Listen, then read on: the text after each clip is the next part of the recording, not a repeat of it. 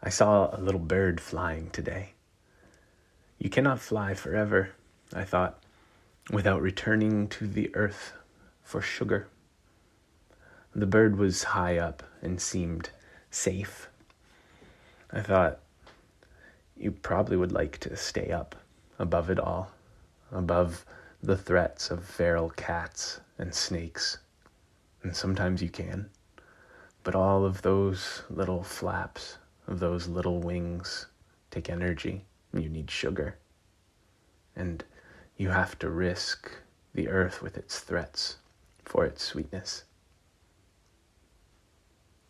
A couple of nights ago, Emma took me to the Sinclair in Cambridge to see the Lone Bellow perform. Happy birthday week to me. Stephen Wilson Jr. was their opener. Like me, he grew up in Indiana. We grew up having very different childhoods in very different corners of Indiana. I was really taken with his music, his mumble, his beat-up guitar, his presentation. I saw him up there, and I thought, you are a storyteller, dipping bravely down into your own story for some sort of truth, some sort of balm. A storyteller, being brave, is a powerful thing. I felt inspired. One of the things that he said from the stage while singing a song that he wrote after his father died was that grief is only love that's got no place to go.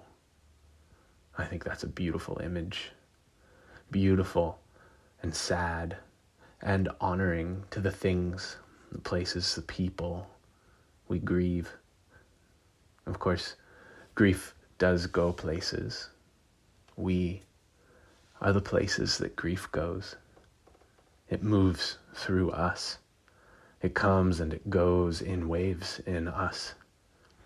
And some waves are the size of relationships. And some of them are as big as the earth. I told a grieving friend recently, your intuition is trustworthy. Your body knows how to grieve. The only way through is through. There aren't any shortcuts. Grief work can feel aggressive, and you are worthy of relief. You know the French adage, il faut souffrir pour être belle. One must suffer to be beautiful. I don't believe that quite to be true, and it's a mighty dangerous adage in the hands of a patriarchal God, but as with many dangerous ideas, it's not devoid of hints of truth. Resilience is at the heart of beauty.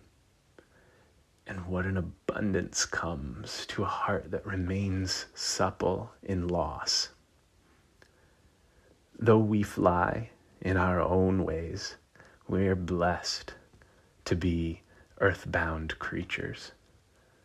Blessed even to risk the trouble of cats in the branches and snakes on the ground. We are brave souls. We who live with purpose and intent. Because living, in general, with anything that might be called sweetness, requires the primal courage of a songbird dipping to the earth for sustenance.